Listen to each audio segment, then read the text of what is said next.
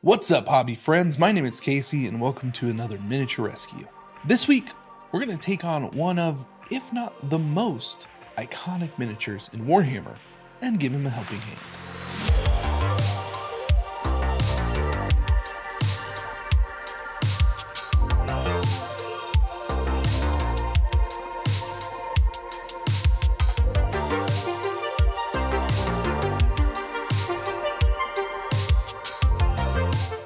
This hobby has been around for quite some time. Games Workshop has been making minis for 40 years at this point, and while most of us haven't been around for all of it, it's absolutely fascinating to see what and just how much they have put out in that time. There have been some incredible miniatures to come out, and so many memories are tied to each model that differs from person to person. You may love a model or even hate it, depending on what side of the table you are on. You may have completely forgotten about a model only to have it pop up in a social post and bring those memories to the forefront once again. The mini I'm taking on today carries a ton of weight, historically and personally. Long have I heard rumblings of Commissar Yarrick and the battles he has waged against the mighty Ghazghul Thraka, even to the point where he was captured and let go simply because he was too good an enemy just to kill.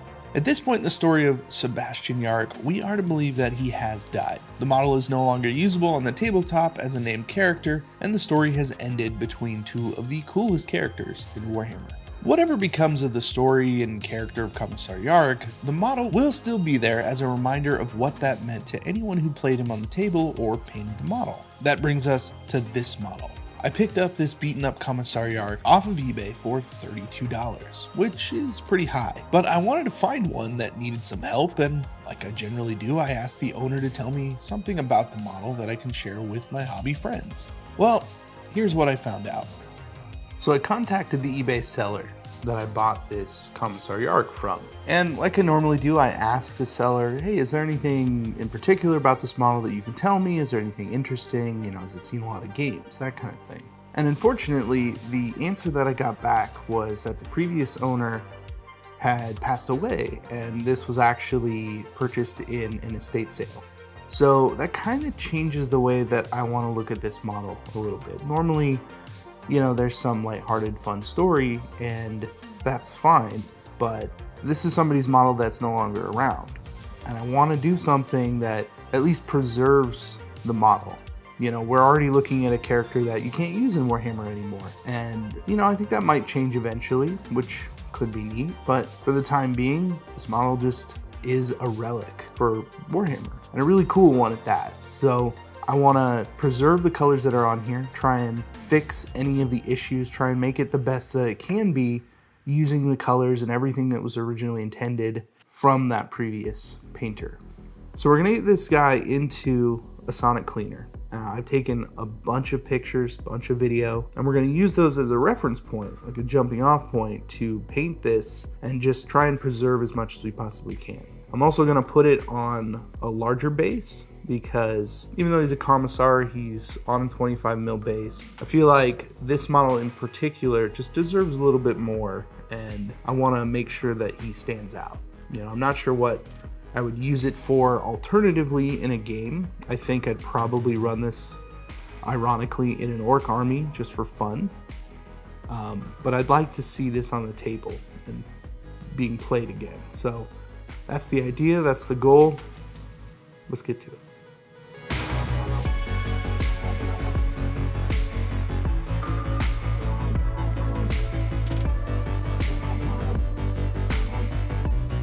I'll be using an ultrasonic cleaner filled with LA's Totally Awesome to get this model cleaned up. About a 20-minute cycle in the sonic cleaner should get a majority of the paint off and get us back down to metal. Alternatively, since this is a metal model, acetone takes about 2 seconds to take acrylic paint right off without hurting the model at all. Just don't do that to your plastic mini or you're gonna have a pretty bad day.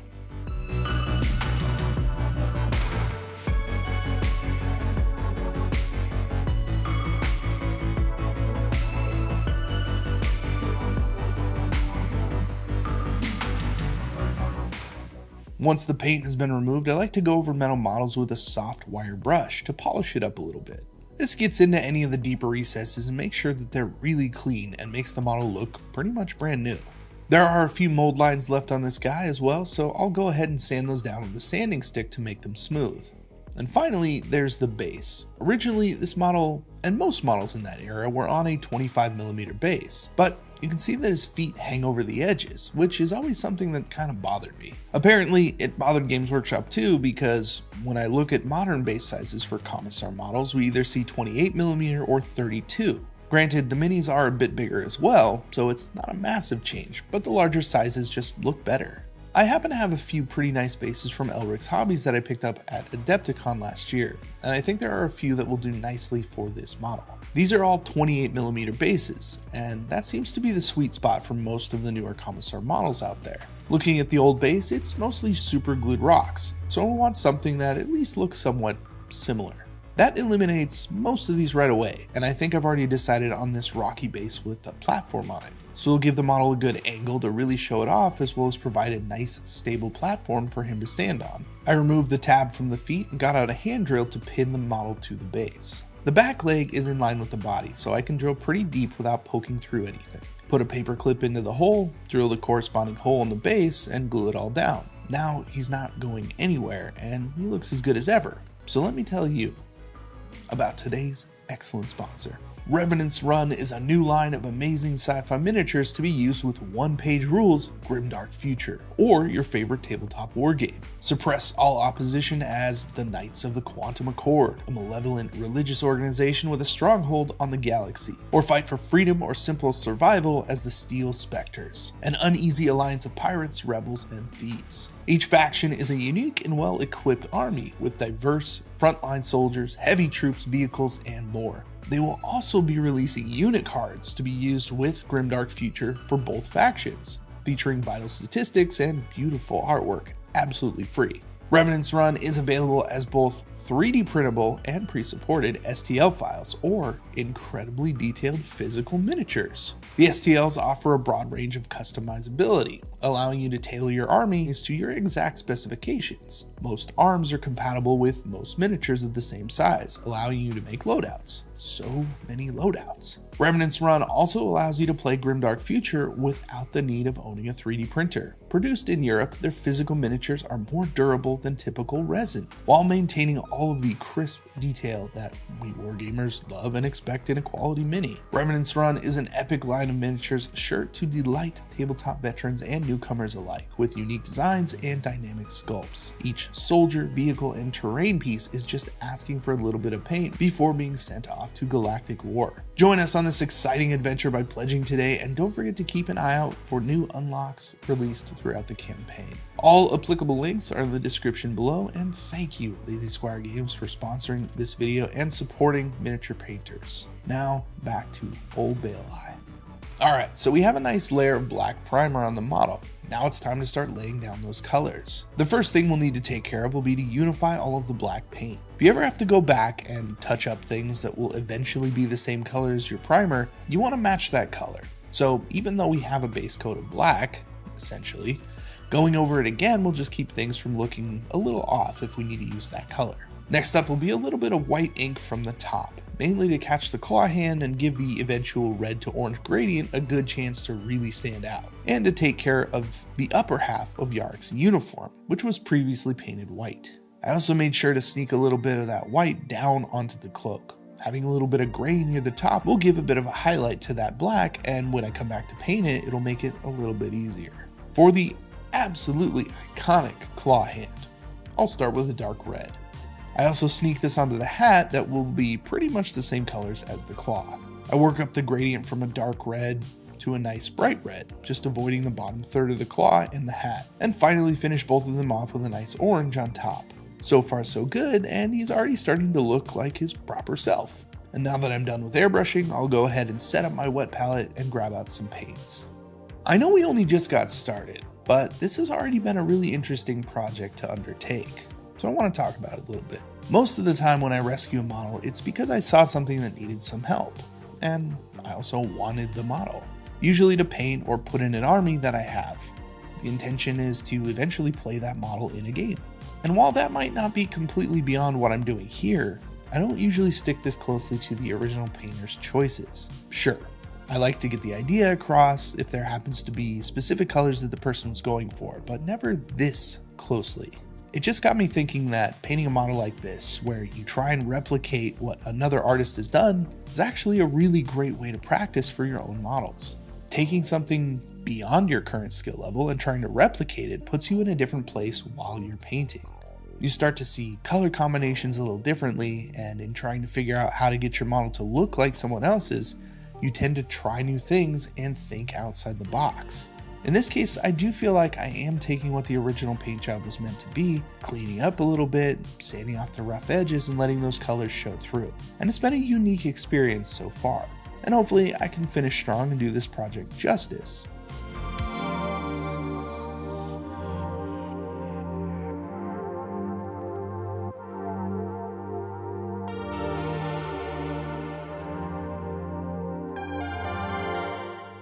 A nice dark green for the laurel on the hat and jacket. Putting green right against red can be tricky. You end up kind of going Christmassy really quickly, so it's best to try and get away from the purest form of each color when combining them. The red hat goes right up to orange at the top, and the green will get highlights of bright yellow to match that. Alright, time to start working on the black cloak a little bit. I'll thin down some black and glaze that into the shadows of the cloak. Since we dusted it with a little bit of white, the black we started with is just slightly gray. Still black for sure, but when we put this pure black into the shadows, you start to see the difference pretty quickly, and it really gives more depth to the cloak. Taking another look at the original, there's quite a bit of gold that's going to need to go down. The shoulder pads, the tassels hanging off of them, and the trim on the cloak. Once again, pulling out those Christmas colors, we need to make sure this doesn't cause any problems down the line, and we'll get there.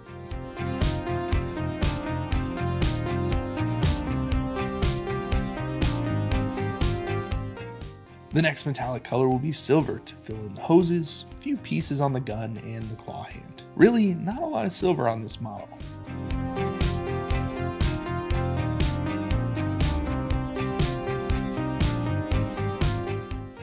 I saved probably the hardest part of this model for last, the face. Normally, I'm all in for painting faces. It's one of those things that I get quite a bit of enjoyment out of, and it's usually something I look forward to on every model. The problem with this model though is that the face is really obscured by other parts of the model. The cloak comes out just enough to be in the way, and so does the brim of the hat. So it's a little more difficult than it normally would be.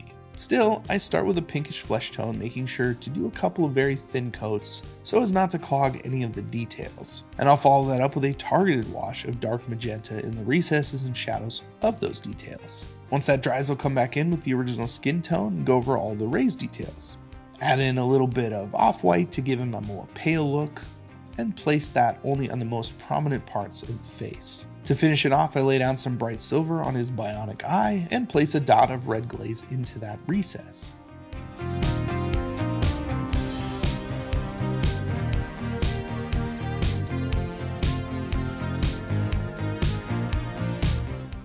That takes care of base coating, and I think he's looking pretty close to the original. Now, to enhance those details and start to bring this guy a little bit further along, a black oil wash will really define the shapes on the model and bring out some of the more minute details that are actually pretty soft, specifically on the sash that hangs down over his cloak. Those details are very shallow, and the oil wash really makes them stand out. I did gloss varnish the model before applying the wash. That way the surfaces would stay bright and the wash would run into the recessed details and not pool up too much on the flat surfaces.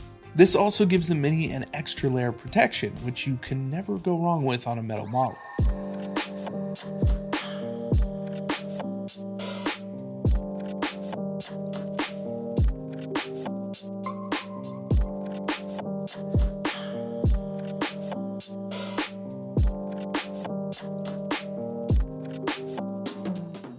Once the model dries, I come back in with a makeup sponge lightly soaked with odorless mineral spirits. That will reactivate the oil wash, and I can wipe it away from those flat surfaces. That will bring back the brightness of the paint while still leaving that black in the recesses, giving us a nice separation and detail.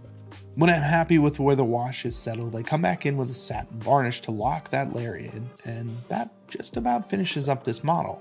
Pretty much any time you varnish a model with metallics, you're going to need to come back and liven those parts up again. I used a little bit of gold and silver just to go over the top of some of the metals before calling it done on the painting front.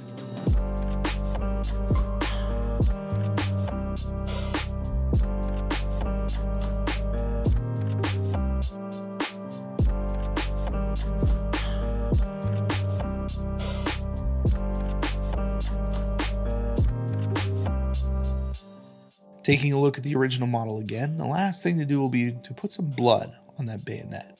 A little red contrast splattered onto the blade and a bit of overspray onto the model, and we have a pretty nice blood effect. Still, there is one more crucial piece missing on this model, and I honestly couldn't call it done without adding it in. A lot of these older models had these amazing backpacks with these long poles, and they had flags hanging off of them. Paper flags, to be exact. Something that I really wish the Games Workshop would actually just make available for units today. Just give me the option to print them out. That's all I want. So pretty much the last thing to do with this model is to add the classic paper flag. Now what I thought was pretty cool is when I was looking for this flag online, I actually found it in a few different places, and I'll link those in the description below. But the interesting one was that I found it on the Games Workshop website in the community section. When they put this model out for kind of the final sale before they discontinued it completely, they actually redid the flag in black and white so that you could print it out to scale and paint it up yourself.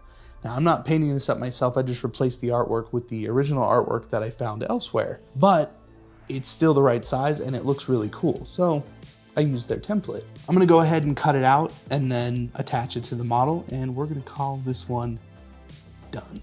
Since the print is only one-sided, I use my airbrush with some black ink to color the other side of that paper. Just a light coat and the ink settles into the paper just fine. You just don't wanna overdo it or the paper will get mushy and start to curl. Once the flag was prepped, I just glued it right onto the pole and he was definitely done. This project went from a standard rescue to more of a restoration job very quickly. When I got more information about where this mini came from, it made me take a step back and evaluate what I should really do with it. I almost didn't want to do the video at all. I ended up treating this kind of like a commission. The original painter had colors in mind, how they wanted their Commissar Yarrick to look, but maybe they just didn't quite get what they were after when they painted him up the first time. So I did my best to replicate the model in hopes that if the original owner were to see it, that they would have a reaction something like, oh yeah, that's what I'm talking about, that's what I was going for. My other hope is that you also got something out of it as well, and you can improve on your own models. Some little tip or trick to get your minis painted and onto a tabletop to play a game with friends. After all, the stories that we make with friends on the tabletop are the things that live on even when we are gone, and regardless of how your models are painted, those experiences are what matter most. Thank you again for joining me on another miniature rescue. If you enjoyed this video, please consider liking, sharing, and subscribing, as it really helps out the channel. Once again, I'm Casey, and I will see you in the next video. And of course, here is the completed Commissar Yarrick. Thanks again.